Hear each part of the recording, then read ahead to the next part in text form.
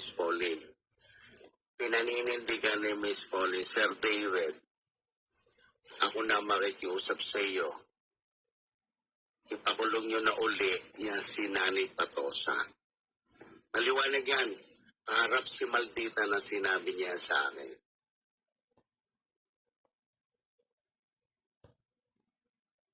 Ni Miss Pauline.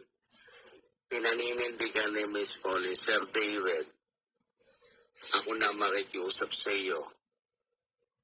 Ipakulong nyo na uli yan si Nanay Patosa. Maliwanag yan. Harap si Maldita na sinabi niya sa akin.